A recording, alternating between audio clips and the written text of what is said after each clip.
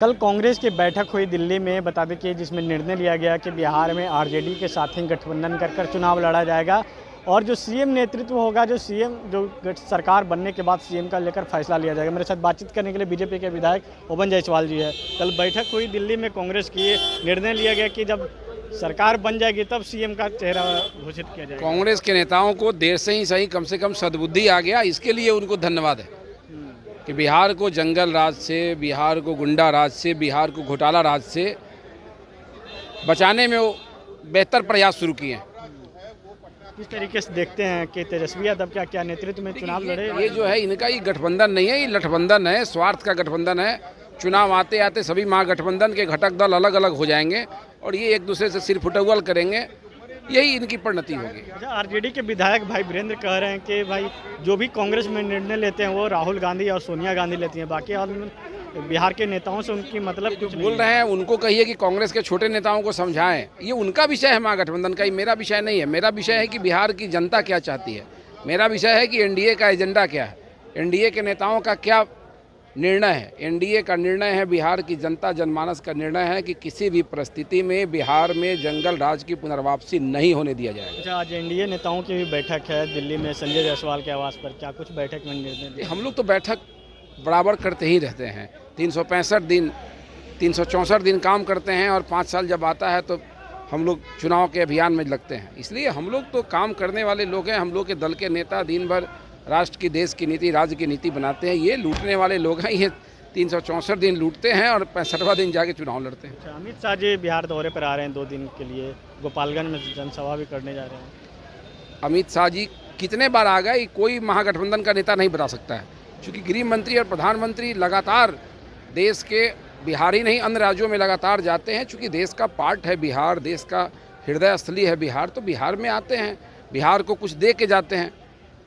तो उसी क्रम में आ रहे हैं। अच्छा, सदन में देखिए कि विपक्ष के तमाम विधायक जो सदन के बिल में आ गए कि वक्फ बोर्ड बिल, काम से कोई मतलब नहीं है विपक्ष वाले को। ये सदन का समय बर्बाद करते हैं, जनता का पैसा बर्बाद करते हैं और ये जनता को गुमराह करने के लिए सदन का काम बाधित करते हैं। चलिए, जब विपक्ष पे सीधे तौर पे हमला करते हुए कहा कि विपक्ष के विधायकों के कोई काम नहीं है, वो सीधे तौर पर जो है सदन को बाधित करना चाहते हैं। और हम लोग हर हाल में चाहते हैं कि उनका भुगतान जल्द से जल्द हो जाए। वो बोर्ड को लेकर सब प्रोटेस्ट कर रहा है, उसको लेकर क्या कहेंगे? और तमाम मुस्लिम संगठन यह कह रहे हैं कि जेडीयू ने अपना रुख अभी तक स्पष्ट नहीं किया है। जेडीयू ने अपना रुख शुरू से स्पष्ट कर दिया है और बिहार सरकार का भी रुख स्पष्ट है कि हम लोगों ने, जेडीयू ने भी और सरकार ने, जितने मुस्लिम के संगठन हैं, माइनॉरिटी के इदारे हैं, उनसे बात की, उनके प्रतिनिधिमंडल से मिला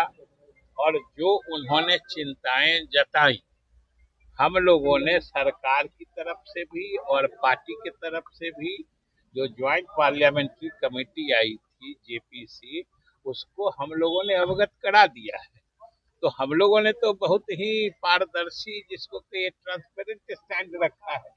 अब ये किसी को क्यों नहीं समझ में आता है, हमको ये नहीं समझ में आता है। हम लोगों ने, सरकार ने, बिहार सरकार ने भी अपने स्टैंड से जेपीसी को अवगत करा दिया है कि यहाँ जो माइनॉरिटी के संगठन हैं, जो अल्पसंख्यकों के इदारे हैं, धार्मिक संगठन हैं, उन लोगों से भी हम लोगों की बात हुई, सरकार की भी बात हुई, पार्टी की भी बात हुई, और उन लोगों की जो चिंताएं थी उसमें हम लोगों को जो सही लगा, उसके बारे में हम लोगों ने जेपीसी को बाजाबता विधिवत जानकारी दे दी है कि यहाँ के जो अल्पसंख्यक समाज के लोग हैं उनके मन में ये चिंता है। जिनको 2025 के आम चुनाव में जिसको घबराहट है, वो जानते हैं कि मोदी जी के नेतृत्व में या नीतीश जी के नेतृत्व में देश और राज्य किस प्रकार से बदला है।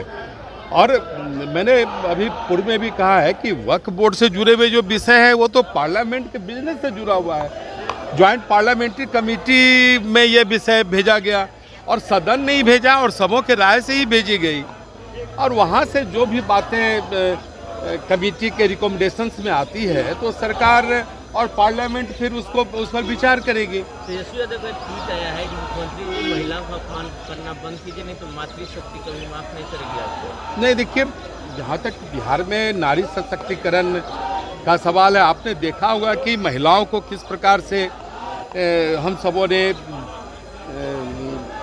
राज्य के प्रशासनिक हलके में या जो उनका अपॉइंटमेंट्स है, जो रोजगार है, सारे चीज़ों में उनकी सहभागिता को हमारी सरकार ने सुनिश्चित किया है। इस तरह का ट्वीट का क्या मतलब है कि अपमान करना? अरे देखिए, मैंने तो सीधी बात कहा कि ये बिहार विधानसभा का जो 2025 का चुनाव है, इस चुनाव के लिए उनके लिए कौन लाभप्रद होगा, उस नज़रिए से वो देख रहे हैं। उनके लिए तो कोई राष्ट्र और कोई प्रांत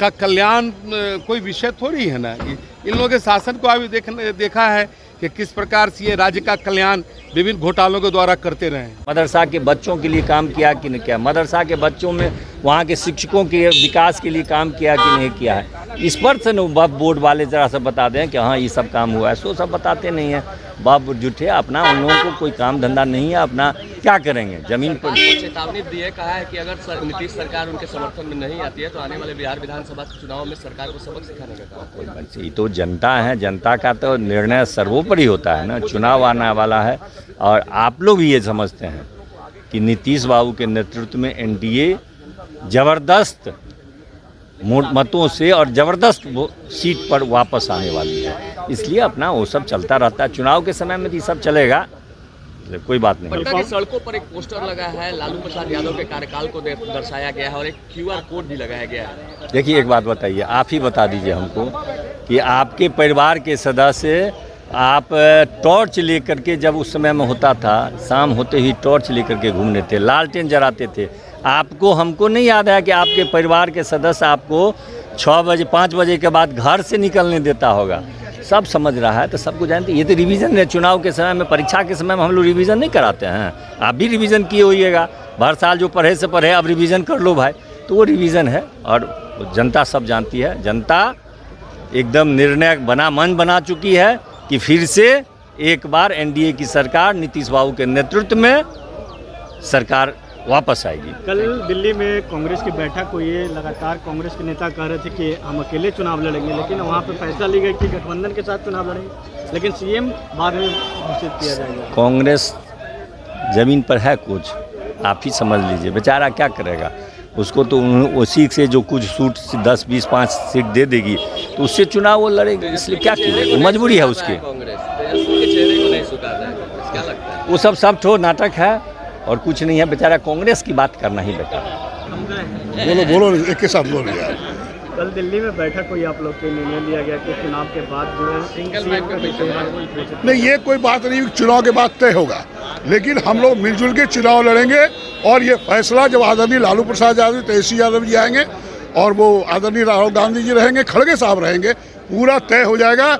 सब कोई परेशानी नहीं है, हम लोग की सरकार बनेगी 2025 में। कल इंडिया गठबंधन की बैठक हुई, आज एनडीए के तमाम लोग जो दिल्ली में बैठक करने जा रहे हैं बिहार के नेताओं के साथ, वो एनडीए करने दीजिए। हम लोग भी जितने हम लोग एलायंस है, सब लोग जल्दी ही बैठक होगी और सारा चीज़ आपका दूध का दूध, पानी का पानी हो जाएगा। कह रहे हैं कि तेजस्वी यादव को हम लोगों ने पहले से ही चुन लिया है, वही महागठबंधन के नीति 2025 के विधानसभा चुनने का काम हमारे आला कमान आदरणीय राहुल गांधी जी, मल्के अरुण खड़गे साहब को है। अभी हमारे विरोधी दल के नेता कौन है? विपक्ष के नेता आदरणीय तेजस्वी यादव जी हैं, पहले भी वो डिप्टी सीएम रह चुके हैं। इसलिए आप निश्चिंत रहिए, हम लोग सब मिलजुल के चुनाव लड़ेंगे और समय आने पर आपको बताया जाएगा। पहले से घोषणा की, पहले सरकार हमारी बने, उसमें हम लोग को ताकत लगानी है। कंट्रोवर्सी नहीं दिख रहा है, आप कुछ कह रहे हैं और आपके विधायक 2025 के विधानसभा चुनाव में महागठबंधन के चेहरा कौन होंगे? जो रिपोर्ट सबमिट हो रहा है पार्लियामेंट में या किया जा रहा है, तो वक्फ बोर्ड की जो ज़मीन है उसको तो संधारित करना चाहिए ना सरकार को। सरकार का उस पर बात आना चाहिए। मतलब अलग अलग राज्यों में अलग अलग स्थिति है वक्फ बोर्ड की, तो उस हिसाब से सरकार को एक निर्धारित अपना बयान देना चाहिए कि वक्फ की संपत्तियों के साथ आप कैसे न्याय करेंगे। तो इस पर इसी चीज़ को लेके एक आक्रोश है लोगों में। एक तरफा निर्णय लेके एक तरफा रिपोर्ट तैयार की गई है। उसी को लेके मतलब एक असंतोष है सबके मन में। तो उसमें निश्चित रूप से ये बात हम लोग अपने लोगों तक, जनता तक ये पहुंचाने की कोशिश कर रहे हैं कि इस बात को लोग समझें और जानें कि बिहार की सरकार उसमें देना हर नागरिक का लोकतांत्रिक अधिकार है, लेकिन जिस तरह राष्ट्रीय जनता दल और उसकी लीडरशिप ने मगरमच्छ के आंसू जाकर के बहाया है, बिहार के लोग पूछ रहे हैं श्री लालू प्रसाद यादव जी से कि आपके लोगों ने जो कब्रिस्तानों को कब्जा किया, जो दरगाहों को कब्जा किया, जो यतीमखाना को कब्जा किया, उसको कब खाली करा रहे हैं आप? यहाँ से लेकर के गया तक, यहाँ से लेके छपरा तक, यहाँ से लेके सिवान तक किसने कब्जा किया है? लालू प्रसाद यादव जी रसीदें काटते थे, पर्चियां बटाते थे कि इसको खटाल बनाने दो, इसको गाय बांधने दो, इसको भैंस बांधने दो। ये जवाब देना पड़ेगा। जहां तक जनता दल यूनाइटेड की बात है और नीतीश कुमार की बात है, नीतीश कुमार का स्टैंड शुरू से क्लियर है कि वक्फ बिल 2024 स्टेक होल्डर्स की आशंकाओं को दूर करके वक्फ प्रॉपर्टीज की हिफाजत के लिए लाया जाएगा। आशंकाएं दूर हो जाएंगी, बिल आ जाएगा। सरकार जो है पूरी तरह से, मतलब आप ये कह सकते हैं जो बिहार की सरकार जो है मुसलमानों के हित में है, पक्ष में 14 करोड़ बिहारियों के हित में, इसमें मुसलमान भी है, इसमें दलित भी है, इसमें बैकवर्ड भी है, इसमें पिछड़ा भी है, सबके हित में। हम सारे लोगों के हितों के लिए काम करते हैं। हम किसी एक वर्ग को भी का अहित नहीं होने देना चाहते हैं। अगर वक्फ बिल 2024 स्टेक होल्डर्स की जो आशंकाएं उसको दूर किया। सहयोगी सोनू के साथ बीबी किरंजन न्यूज़ को पटना।